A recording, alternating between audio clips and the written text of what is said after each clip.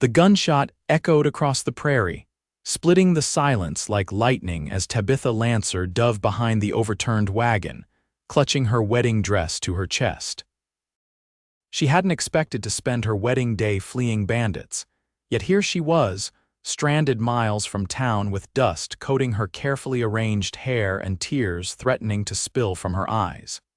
The year was 1875, and the Montana Territory was as beautiful as it was unforgiving.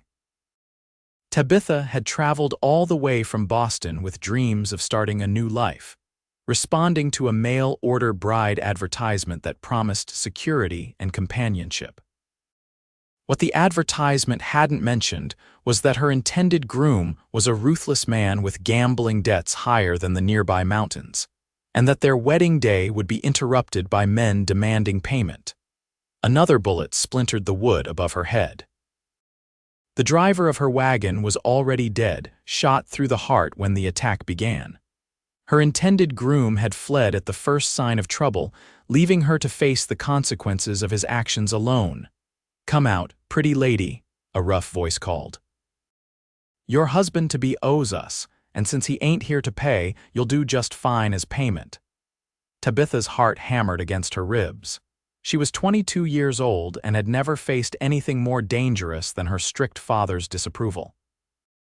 Now she was alone in the wilderness with murderous men closing in. "I think she's behind the wagon, boss," another voice said. Tabitha closed her eyes, clutching the small Derringer pistol she'd kept hidden in her travel bag. 2 bullets. That was all she had. The crunch of boots on gravel grew closer. She held her breath, finger trembling against the trigger. Then came another sound, hoofbeats, approaching fast. One of the bandits began, but his words cut off with a grunt. The thundering of hooves was followed by several gunshots and shouts of alarm. Tabitha pressed herself against the wagon, too terrified to look. "Madam, are you hurt?" A deep voice called out after the gunfire stopped. The voice was gentle despite its strength, like warm honey poured over gravel.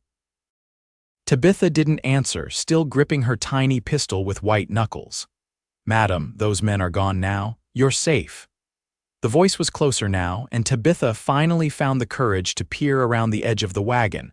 A tall man stood before her, silhouetted against the setting sun. He wore a worn leather vest over a simple shirt, dusty from the ride. A cowboy hat cast shadows over his face, but she could see his eyes, kind eyes, the color of a summer sky. "I won't hurt you," he said, holstering his pistol and slowly removing his hat. His hair was the color of sun-bleached wheat, and his face was tanned from days under the open sky. "Name's Levi Quade. I work the Double Circle Ranch about 5 miles east of here." Tabitha's hands shook as she lowered her Derringer. "Tabitha Lancer," she managed to say, her voice barely a whisper. Levi's eyes traveled to her white dress, now stained with dirt and dust. Understanding dawned on his face. "Were you heading to a wedding, Miss Lancer?" "My own," she said, the absurdity of the situation suddenly hitting her. A laugh bubbled up, bordering on hysteria. "Though I suspect my groom has long since disappeared." Levi looked around at the scene, the dead driver, the bullet-riddled wagon, and the distant figures of the bandits he'd chased off. "Seems like you've had quite a day. May I help you up?" He extended a hand, and after a moment's hesitation, Tabitha took it. His palm was calloused but warm, the grip firm and reassuring as he pulled her to her feet. She stood unsteadily, still clutching her wedding dress, and a cloud of dust rose from the fabric. Levi looked at her with concern. "Are you hurt anywhere?" She shook her head. "Just frightened, and—" She touched her hair, feeling the grit that had settled there during her dive for cover. "I'm a mess." To her surprise, Levi smiled. It transformed his face, softening the hard lines of a man accustomed to the harsh life of the frontier. He reached out slowly, telegraphing his movement, and gently brushed some of the dust from her hair. "Dust washes away," he said softly. "And you're alive, which is what matters most out here." Tabitha felt a peculiar warmth spread through her chest at his touch. It wasn't proper for a stranger to touch her so, but nothing about this day had been proper. "Those men," she said, glancing nervously in the direction they'd fled, Will they come back? Levi shook his head. Not likely. I recognized them hired guns working for Victor Donovan. If your intended groom owed money to Donovan, he's in serious trouble. Richard Holden, Tabitha supplied. That was his name. We were to be married today in Silver Creek. Levi's expression darkened. Holden, I know him. A gambler and a cheat. You're better off without him, Miss Lancer. That may be, Tabitha said, looking around at the wilderness surrounding them, but I'm not better off stranded in the middle of nowhere with night approaching. Levi looked at the sky where the sun was indeed sinking toward the mountains. You're right about that. My ranch isn't far. I can offer you shelter for the night, and tomorrow I'll take you into town where you can sort things out. Tabitha hesitated.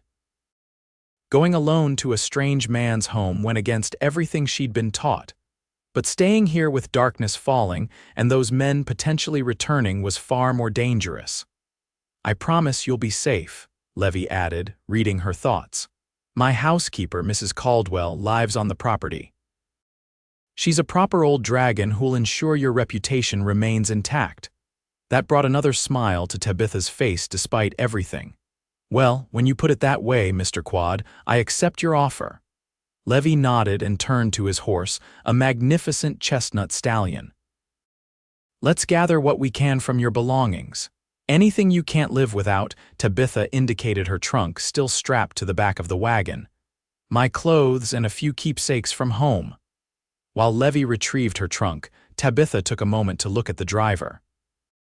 His name had been Samuel, a kind older man who had told her stories of the territory during their journey. With a heavy heart, she closed his eyes and whispered a prayer for his soul. We should bury him, she said as Levi returned. Levi studied her face, perhaps surprised by her composure in suggesting this task. That would be right. But we don't have much daylight left and the ground here is hard. I'll mark the location and send men back tomorrow to do it properly. He helped Tabitha onto his horse before mounting behind her. She sat sideways, still in her wedding dress, acutely aware of his solid presence at her back as they set off toward his ranch. The prairie stretched around them, bathed in the golden light of sunset. In other circumstances, Tabitha might have found it beautiful.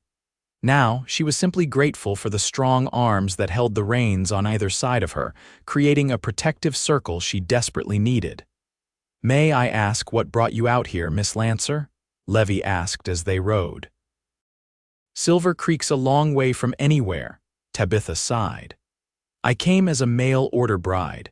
My father died last year, leaving significant debts. The family home was sold to pay them, and I found myself without prospects. Mr. Holden's advertisement promised a good life in a growing town.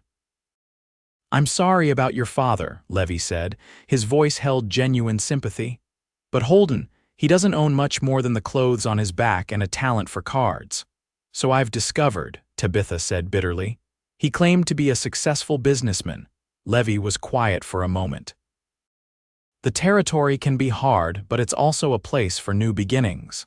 Perhaps this isn't the end you feared, but the start of something better.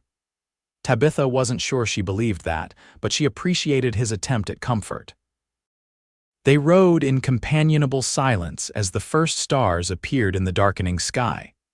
The Double Circle Ranch came into view as they crested a low hill, a sprawling main house, a large barn, and several outbuildings spread across a valley with a creek running through it.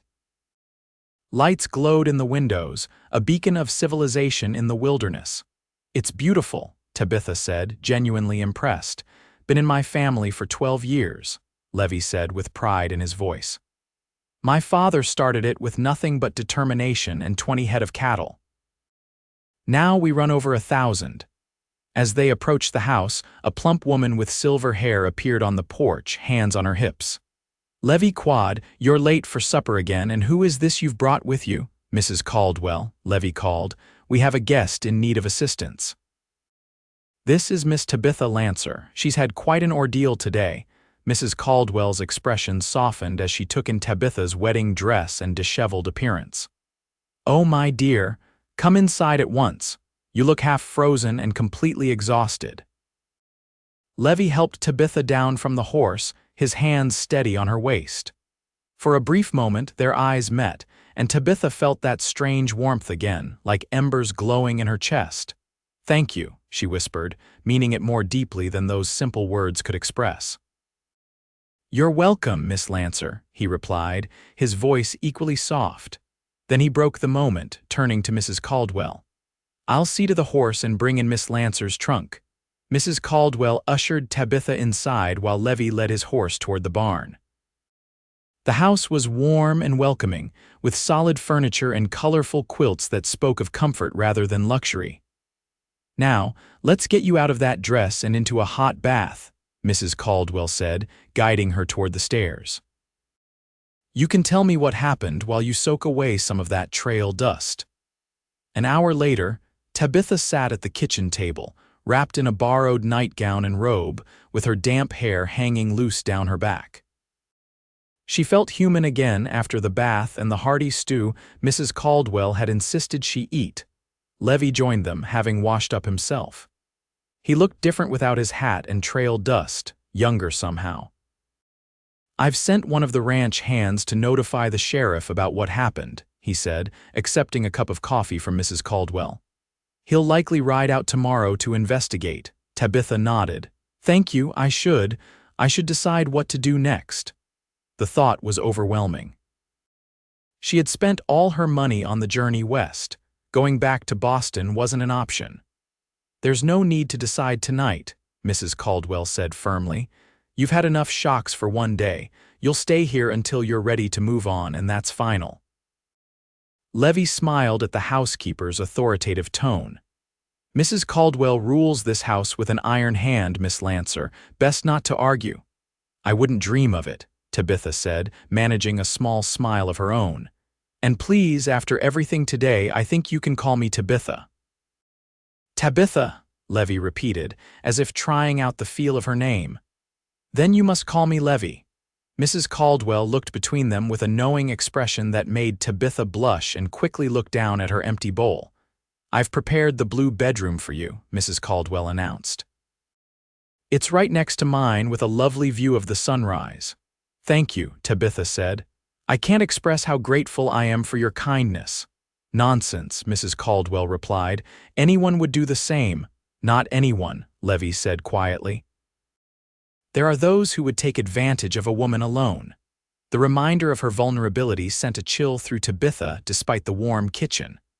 "Well, you're not alone anymore," Mrs. Caldwell declared. "Now off to bed with you. Morning comes early on a ranch." Tabitha was too exhausted to argue. She bid good night to Levi, noting how his eyes lingered on her as she followed Mrs. Caldwell upstairs. Despite her fatigue, sleep was elusive as she lay in the comfortable bed, her mind replaying the day's events and wondering what tomorrow would bring. She woke to sunlight streaming through the window and the smell of coffee and bacon. For a moment, she was disoriented, then the memories of the previous day rushed back. She dressed in one of her own simple dresses that Mrs. Caldwell had unpacked and pressed, grateful to leave the wedding gown behind. Downstairs, she found Levi and Mrs. Caldwell in the kitchen. Levi rose when she entered, a gesture of respect that reminded her of home. "Good morning," he said. "I hope you slept well." "Better than I expected to," she admitted, "though I had strange dreams." "Not surprising after yesterday," Mrs. Caldwell said, setting a plate of eggs and bacon before her. "Eat up." "The sheriff's on his way, and Levi's offered to take you into town afterward if that's what you wish." Tabitha picked up her fork, suddenly unsure. "I don't know what I wish anymore." Levi sat back down, studying her thoughtfully. "Silver Creek's a decent town. There's a small hotel where you could stay while you figure things out. And there's always work for educated women. The schoolteacher recently married and moved away."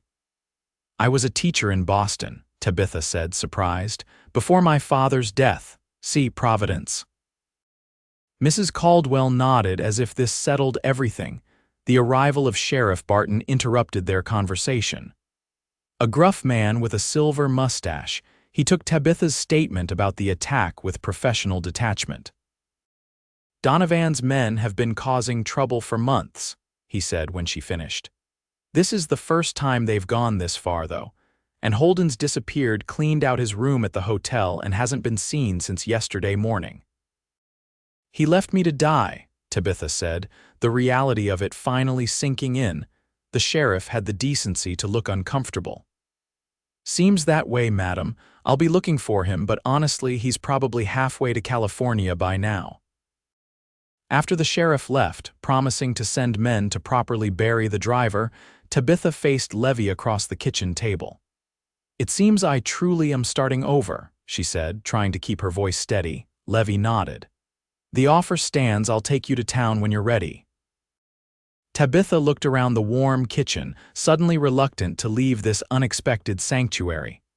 Perhaps I could stay another day or two, just to gather my thoughts before facing everyone in town. Of course, Mrs. Caldwell answered before Levi could speak. In fact, stay as long as you need, Levi smiled. Mrs. Caldwell enjoys having another woman around. I'm poor company for gossip. Hopeless, the older woman agreed with a fond look at her employer. Now, Levi, don't you have work to do? And Tabitha, once you've finished breakfast, would you mind helping me with the mending? These cowboys tear through clothes like children. And so began Tabitha's stay at the Double Circle Ranch. Days stretched into a week, then two. She fell into the rhythm of ranch life, helping Mrs. Caldwell with household tasks and gradually learning about the operation from Levi, who seemed to enjoy explaining the complexities of cattle ranching during their evening conversations on the porch. She learned that Levi was 30 years old, had taken over the ranch when his father died 3 years earlier, and that despite his success, he sometimes felt the weight of loneliness in the vast country. His quiet strength and unfailing kindness drew her to him in ways she hadn't expected.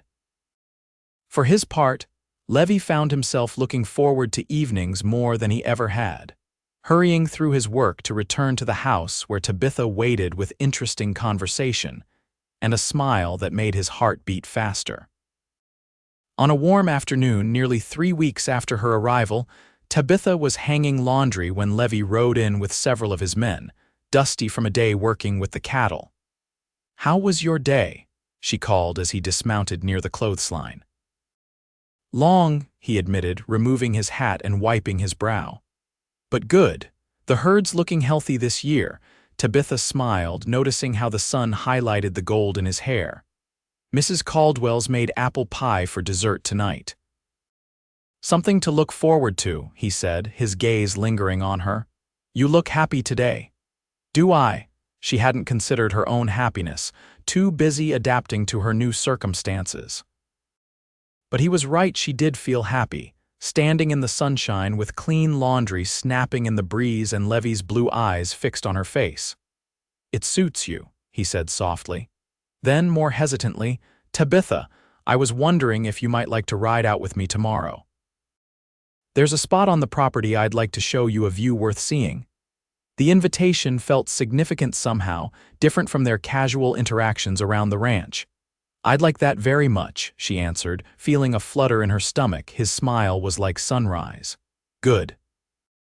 We'll go after breakfast." That evening, Mrs. Caldwell watched the two of them with knowing eyes as they lingered over coffee, discussing books they'd both read and sharing stories from their pasts. "Those two," she muttered to herself as she kneaded dough for tomorrow's bread. Blind as bats, the both of them. The next morning dawned clear and bright. Tabitha dressed in a simple riding skirt Mrs. Caldwell had altered for her, her stomach tight with anticipation. She had been on the ranch for weeks without venturing far from the house, and the prospect of exploring more of it with Levi filled her with excitement. They set out after breakfast, riding side by side.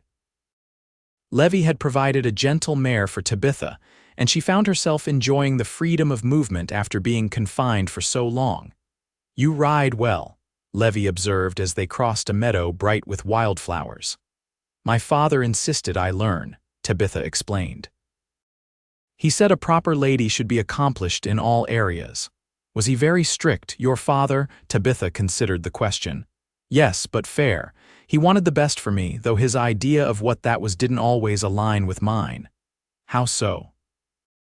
Levi guided them toward a rising trail that wound up a hillside. He wanted me to marry a businessman or lawyer, someone established and respected. When I expressed interest in teaching, he allowed it but considered it temporary, something to occupy me until the right suitor appeared. She shook her head at the memory. He would be horrified to know I ended up in Montana territory as a mail-order bride. And how do you feel about where you've ended up? Levi asked, his tone careful. Tabitha looked around at the sweeping landscape, the distant mountains framing endless sky. It wasn't what I planned, but... She met his eyes. I'm beginning to think it might be where I belong. Something flickered in Levi's expression, hope, perhaps. I'm glad to hear that. They rode in companionable silence until they reached the top of the hill. Below them stretched the entire double-circle ranch, the house and outbuildings, pastures dotted with cattle, and the silver ribbon of the creek winding through it all. It's breathtaking, Tabitha said, genuinely awed by the view. My father brought me here when we first arrived, Levi said, dismounting and helping Tabitha down from her horse. He said, "This is ours now, son. Everything you can see. It seemed impossible then, but he made it real through sheer determination. He must have been an extraordinary man." He was, Levi agreed. Stubborn as the day is long but fair, like your father, I suppose. They stood side by side, looking out over the land. A breeze lifted Tabitha's hair, sending strands dancing around her face. "You have dust in your hair again," Levi observed, his voice softening. Before she could respond, he reached out and gently brushed the dust away, his fingers lingering against her cheek. The touch sent warmth cascading through her. "Tabitha," he said, his voice barely above a whisper. "I know you came here expecting to marry another man, and I know you're still finding your way, but I need to tell you that these past weeks with you at the ranch have been the happiest of my life." Her heart stuttered in her chest. "Levi, I'm not asking for anything," he continued quickly. "I just wanted you to know that whatever you decide about your future, I care for you, deeply." Tabitha looked up into his earnest blue eyes and found herself unable to hide her own feelings any longer. "I care for you too," she admitted. "More than I thought possible in such a short time." Relief and joy transformed his face. Slowly, giving her time to pull away if she wished, he leaned down and pressed his lips to hers. The kiss was gentle, a question more than a demand, and Tabitha answered by stepping closer, her hands coming to rest on his shoulders. When they parted, both slightly breathless, Levi's smile was brighter than the sun overhead. "I never expected to find someone like you," he said, tucking a strand of hair behind her ear. "Nor I you," she replied. "Especially not after being abandoned at my own wedding." Levi's expression grew serious.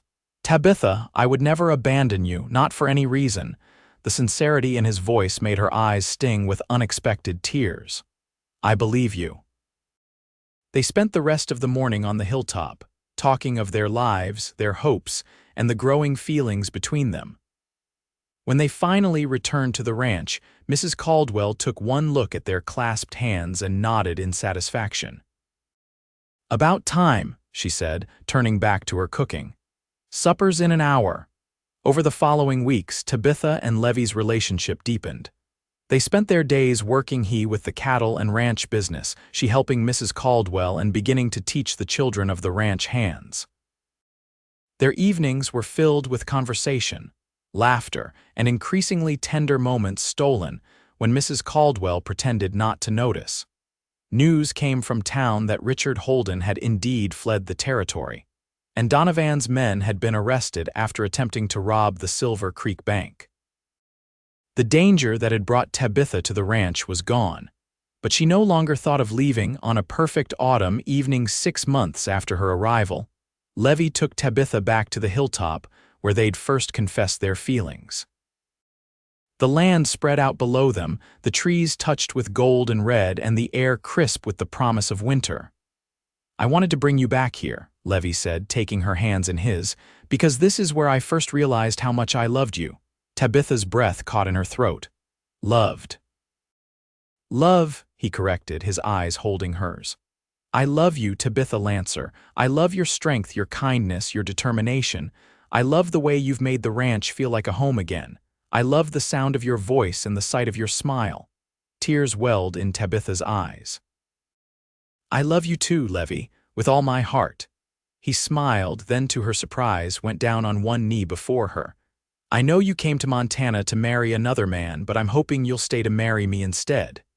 He pulled a small ring from his pocket, a simple gold band with a single pearl. "This was my mother's. Would you do me the honor of becoming my wife?" Tabitha felt her heart might burst with happiness. "Yes," she whispered, then more strongly, "yes."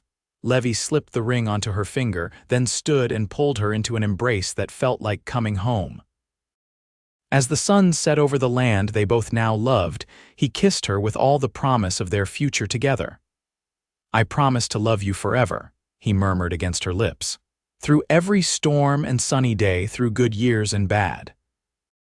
A gust of wind swirled around them, lifting dust from the path and sending it spiraling through Tabitha's hair. Levi laughed softly, reaching up to brush it away just as he had that first day.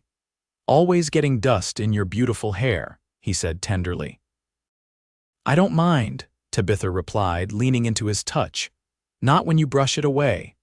"I'll always be here to brush it away," he promised. "Forever." They were married a month later in the ranch house, with Mrs. Caldwell crying happy tears and the ranch hands dressed in their Sunday best. Tabitha wore a simple cream dress, far different from the elaborate wedding gown she'd arrived in, but her heart was fuller than she could have imagined possible.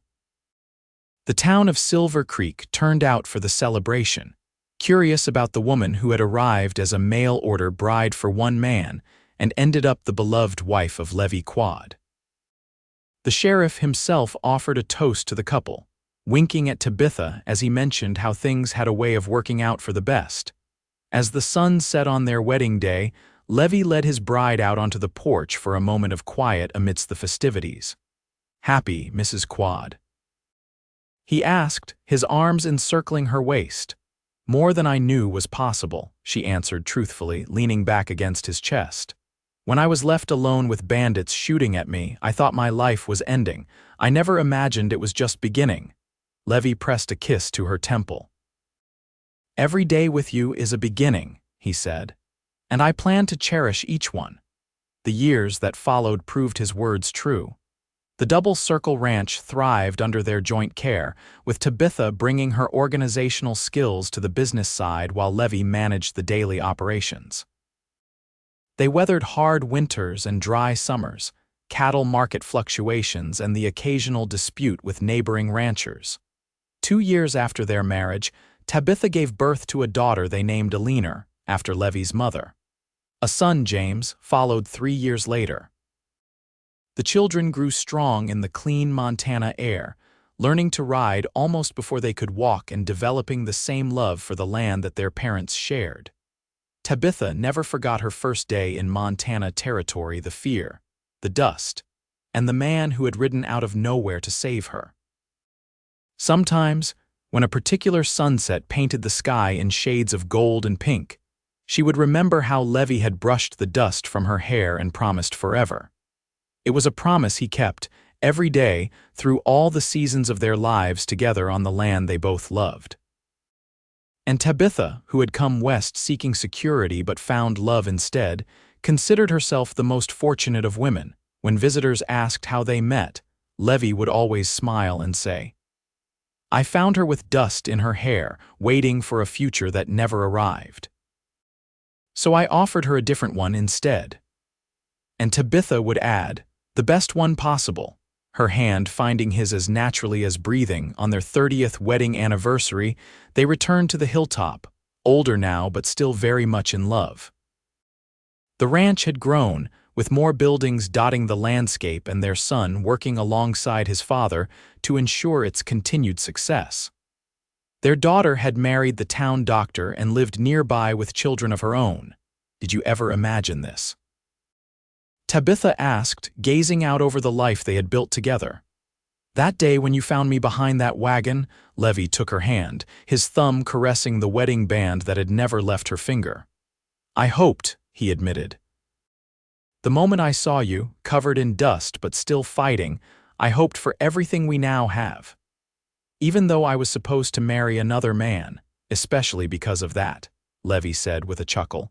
Any man foolish enough to leave you behind didn't deserve you in the first place. A breeze swept across the hilltop, stirring Tabitha's hair, now streaked with silver. Without missing a beat, Levi reached up and brushed away the inevitable dust, just as he had countless times over the decades. Still keeping your promise, Tabitha observed, leaning into his familiar touch. Forever, Levi replied, sealing the word with a kiss as enduring as the land around them and the love they had cultivated together.